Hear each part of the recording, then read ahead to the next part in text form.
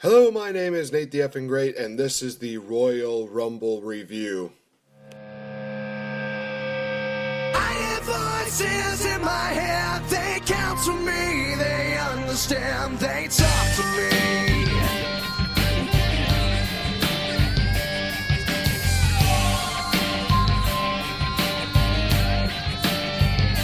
You got your rules and your religion, all designed to keep you safe. But when rules start getting broken, you start questioning your fate. I have a voice that is my savior. Good morning, wrestling fans. Good morning, Ringside Revolution. This is indeed... oh, man. I've lost a bit of my voice. I can barely talk right now because I was screaming. I was so excited for last night. And honestly, it did not really disappoint. I did have one major gripe, but I will get to that a little bit later. So let's just not even waste any time and get right into it. 6 women's tag match took place on the pre-show, which sadly it rightfully deserved because it was not really built very well.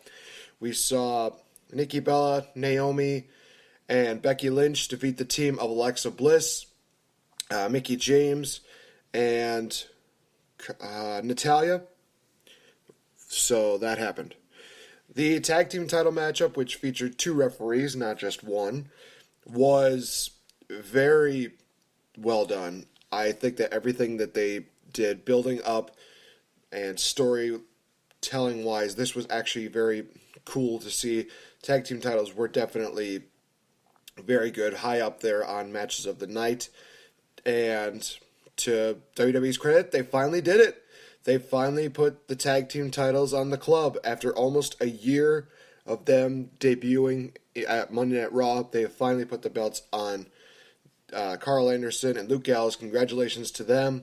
Well deserved, and it's been a long time coming. They finally got their big moment. They finally got that tag team title win, which is almost ironic because I think Sheamus and Cesaro are now in the same spot as Johnny Gargano and Tommaso Ciampa were this past weekend.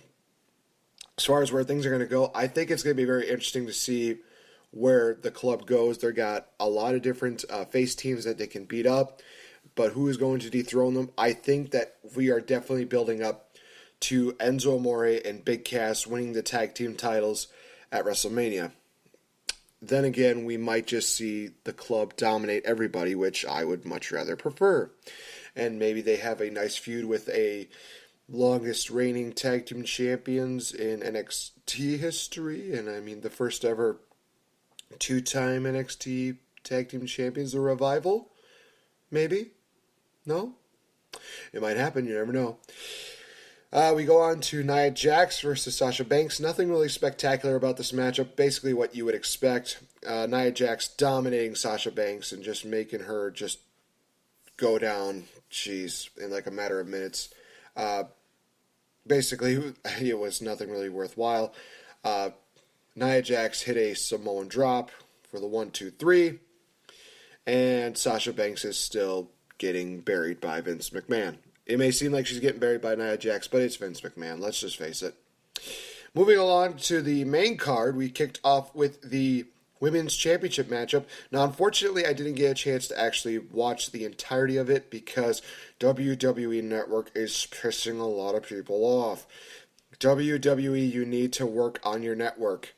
You need to find a way to make the quality better. You also need to find a way to make sure that it doesn't keep shutting down. It's not working. Either find ways to repair the network or just drop the network entirely, okay? It's getting to the point where it's getting ridiculous. It's just really bad. We did see the closing moments of the matchup, which were Charlotte hitting the natural selection on Bayley on the apron. That was a really cool spot.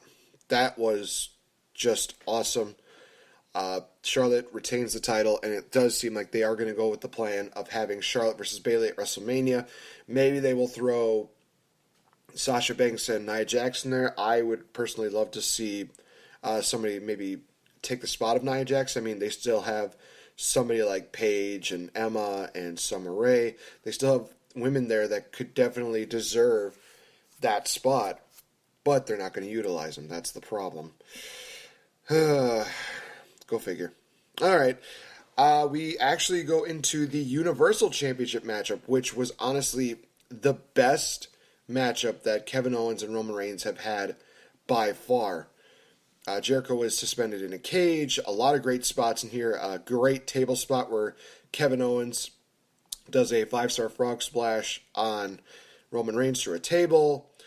Kevin Owens got sent through just a pyramid of chairs. Holy cow, I'm surprised that he is not dead. And he even got Samoan dropped on a chair.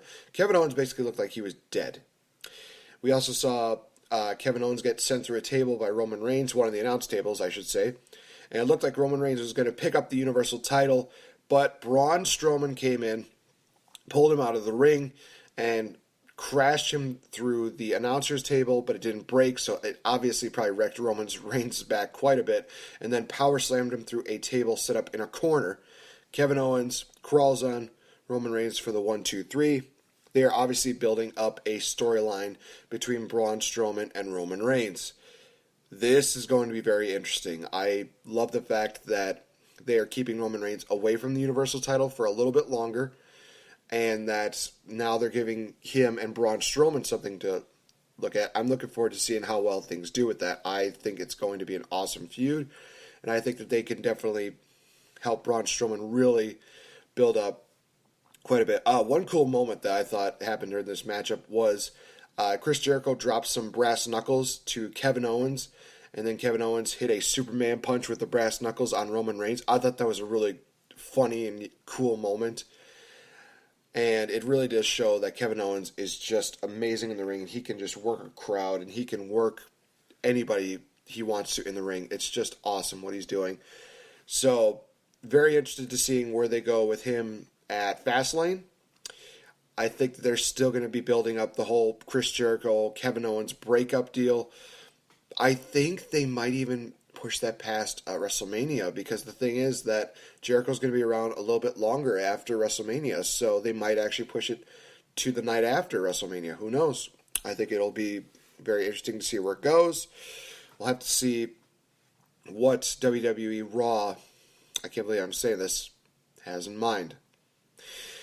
Moving along to the Cruiserweight Championship match. Of course, the network blacked out when this happened, and we missed Neville defeating... Well, actually, somebody had a phone with the WWE Network on it, so we got to see a bit of Neville and Rich Swann. This is probably the best matchup that the Cruiserweights had since coming to Raw. The submission that Neville locked in on Rich Swann was, oh my gosh, that was just devastating. It was almost like a Rings of Saturn / I think Batista, when he did his submission maneuver, the Beast Bite, I thought it was called, where he just torques the arm back behind his shoulder, and he's just got, and Neville's got like his arms wrapped around the head, just squeezing, and almost it looks like his arms are just going to pop right off. Great submission maneuver, and just a great way to, I think, end that matchup. Neville becoming the Cruiserweight Champion, and again, this is going to work out perfectly, because now you have a large arrangement of babyface cruiserweights that can face off against Neville, and one of them is indeed going to dethrone Neville, but not anytime soon. Maybe he's going to hold on to the title for a year. Maybe he will hold on to it forever. Who knows? I think that with his new gimmick, the way he's working right now, it's just awesome, and it's working out for him very well.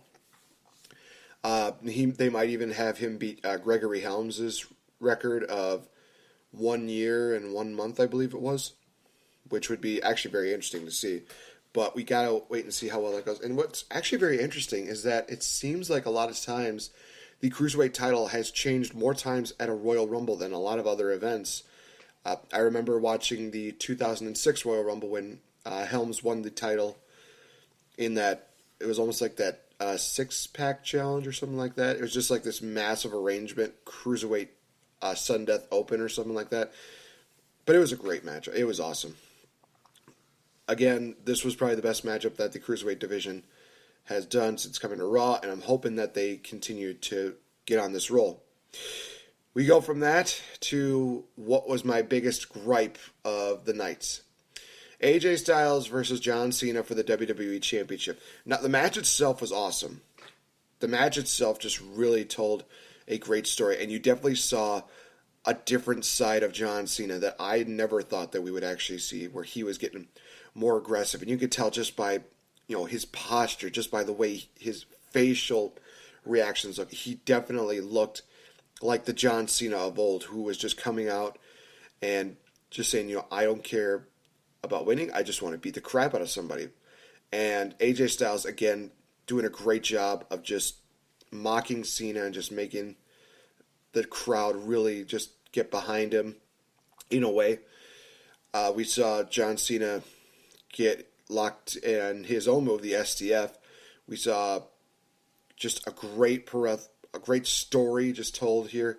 The ending was shocking and very well done now looking at it. Cena hit an attitude adjustment, but he's still holding on to AJ Styles, and he rolls on top of AJ, picks him up again, and hits a second attitude adjustment for the 1-2-3.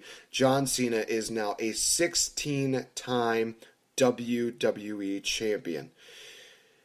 He's tied with Ric Flair, and now he will be in that conversation forever. Great. I hate that. It just, a lot of people will agree. I know that AJ and I were talking in the outside after that match happened. I was literally at the point where I didn't want to talk to anybody. I didn't want anybody touching me. I was just that pissed off. I have never probably been that pissed off in a long, long time, where I'm just like, don't talk to me, don't touch me, don't even come near me, because I am about ready to just slug somebody. But I got over it. Congratulations to John Cena. Congratulations to the new champions of the night. This was just one of those moments where I did not want to happen. So now it's like, okay, great. So now that he's at the 16th time, maybe now this will be his last reign as champion. But I doubt it. I think that they're going to give him one more title run just to break the record. And that's really sad to see. But we still have Elimination Chamber, and it's going to be a definitely rough road to WrestleMania. And I'm going to tell you why, because we're going to transition into the Royal Rumble matchup. Holy cow, this was indeed the most unpredictable Royal Rumble that I ever thought I'd see. I honestly didn't even know who was going to win. I had my picks. I thought, Sami Zayn was number 1. Finn Balor would be number 2. I think that Goldberg was my third pick. Jericho was definitely one of the higher ups that I thought was going to win. Undertaker was definitely one of those guys I thought was higher up. But all in all, this was actually a pretty good Royal Rumble matchup. First two participants were Big Cass and Chris Jericho. And just not really much happened until about the number 8 participant, I believe it was. No, it was 7. I apologize. 7 was Braun Strowman. He just eliminated people left and right and left and right. Number 8 was Sami Zayn. He came out. They continued telling this great story between Braun Strowman and Sami Zayn, like they always do. But when we get to number 10, Ty freaking Dillinger comes out. Everybody knew it was going to happen. Everybody knew that it was going to just be inevitable. And WWE did indeed say, you know what? They see it coming. They want it. Let's give it to him. Let's give him Ty Dillinger. And Ty Dillinger, again, just looked great in this matchup. Definitely a good showcase guy to put in the Royal Rumble. And you knew he wasn't going to win, but it was a good showing by him. We got members of the New Day. We got to see Dean Ambrose, Baron Corbin eliminating Braun Strowman. Jeez Louise, that was one of those things where everybody was ticked off, especially if you listened to our Royal Rumble prediction show last week. We mentioned that Braun Strowman was probably going to be in the Final Four. I think all of us pretty much guaranteed that. But when he got eliminated there, a lot of us were not too pleased with that. But I look back at it, I think there was really nobody who could legitimately eliminate Braun, probably more than Baron Corbin. I think that Baron Corbin was the only guy who you could really see that happening, and plus, it gives him a little bit of heat, so it works in his favor, really. I think that worked out perfectly. So, continue a little bit more down the line. Brock Lesnar, of course, being Brock Lesnar, he did the whole suplex thing, a couple F5s, eliminated a couple people.